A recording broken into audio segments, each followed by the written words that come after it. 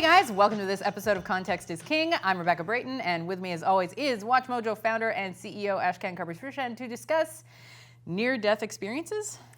Not as always, like maybe I wouldn't have been here today. Let me ask you something. Have you ever thought you were gonna die, but not like, oh my God, if I run into my ex, I'm gonna die, or like if I fail this exam, I'm gonna die, but literally be like, oh, I might not make it? No, I don't think so. I don't tend to put myself in those kinds of situations. Well, so, on I think Saturday morning, I got back from my second red eye in 2 weeks, this time from Comic-Con. And the previous week I was at VidCon, and I remember tweeting, like, me never doing a red eye again. Also me, back-to-back red eyes. And throughout the day I was a bit like tired and dehydrated, and that night fortuitously, my two daughters were sleeping at their cousins'. Christine and I went out to dinner, we're just chilling, it's like 11 p.m., and we're watching comedians in cars getting coffee, and it's Seinfeld and Eddie Murphy, everything is fine. Then the next one is Seth Rogen. And that's just a coincidence. And then as we're watching this, around 11:15, I'm like, is this heartburn? Like, why am I having, anyway. It's not funny, I don't know it's why not, no, it's not, oh, wait till where this is going. So then I, grab a Tums or Rolaids, like drink some water. And Christina's like, are you gonna be okay? Like, can I watch this? And then I'm like, yeah, I'll be fine. So I go downstairs, I come back up, and I'm like, oh my God, I'm having chest pains. And it wasn't sharp, it was as if a sumo wrestler was sitting on me. And I was like, and she's like, do you wanna go to the hospital? And I'm like, no, I'll be fine. Now, if the kids were there, I would be like, I'll be fine. We're not gonna, but I was like, this is probably what a heart attack feels like. Oh my God. So all day I was a bit like dehydrated, and I had seen the tragic story of the 32-year-old former NFL player who died of heat stroke. And so I was like, it's like been a few minutes there. Seth Rogen was still in the background. If I'm, he's my merry heart, I guess. At some point I was like, you know what? We should probably just go to the doctor now. Oh yes. So the reason why I'm opening up about this is because, hold on, I'll get to what it was and what it wasn't. Like I'm doing this show, this whole series, this work-life play balance. I kind of know what I have to do and what I not have to do. And the thing is, like, I eat well. My diet's good. I have no idea where this I is know, going. exactly. So, but 2 weeks, you're out, at conferences, your diet's not as good, you travel a lot, you're in the sun. And anyway, so I go to the doctor and I arrive. And this is at like midnight on Saturday? Saturday? This is at midnight Saturday night. Okay, so first of all, it's still early, but I'm like reminded of like when Christine gave birth to our second daughter and we're driving through red lights. So I'm like, Christine, I think you should go through this red light. Yes, I was like, so I'm like, oh my God. I'm only laughing because he's here. He's here, yeah. No, but I was like, oh my God, this may be a heart attack. I thought I was healthy, and I'm like, I don't want to die. And I felt so bad for Christine because I'm like, her mom passed away a couple years ago, and I'm like, she doesn't need this. And I'm there thinking, like, I got 2 kids. At that moment, I'm like, why would you, like, as much as I think I'm zen, I'm like, clearly, like, there's a lot of drive and a lot of intensity. So I'm like, anyway, we get to the hospital. I kind of walk in, and I know that, like, if your heart has issues or your head concussion, they tend to see you quickly. Oh. And as much as it's not that I'm stoic, as much as I feel bad, I kind of go and I knock. And the nurse is, like, on her phone, first of all. And I'm like, I'm having massive chest pain. So they take me in, they strap me up, they do all these tests. And the nurse is like, what kind of activities were you doing? I'm like, nothing at that moment. I swear we're just watching TV.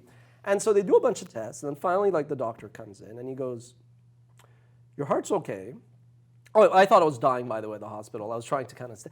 Anyway, so the doctor goes, do you know what deep vein thrombosis is? And I'm like, I was on 2 red-eye flights, back-to-back weeks. I was dehydrated. I fell asleep. I didn't move at all. I didn't walk around. He's like, I go, and I'm very open. I never lied to anybody, but I never lied to my doctor. So I was like, not as good diet. I don't think I even came in the same room as like a fruit for 2 weeks, drinking a bit more, not drinking enough water, odd hours. Like I basically adjusted after the first week to West Coast hours. And I come back to Montreal, just as I start to get, anyway. So stayed there the whole night. They did a bunch of tests. And I was like, you know what? Thankfully, it was not a heart attack. I think it was just heat stroke, fatigue, exhaustion. And I was like, you know what? I'm not religious, but I was like, I think this is a little bit of a wake-up call and a message. And I'm like, I know, I'm not a perfectionist in that. if we make a mistake in a video, life goes on, and sometimes I'm like, let's just get the product out. But I realized like, I'm always like, you like to win, you're always like intense, and I was like, you know what? I think this is a kind of wake-up call to just kind of like, just chill, just relax. Every day, and I always say I'm just glad to be alive and this and that, but I was like, I think I really was like, this was like my lesson.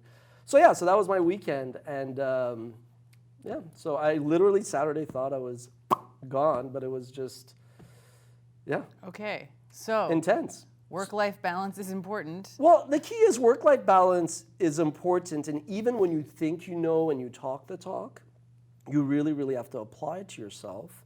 And yeah, I just think like it's like you sometimes need to have a little bit of a wake-up call to realize just to take things easy and just not to sweat. Like it's you should see me playing soccer. I always want to score 3 goals and destroy the competition and win.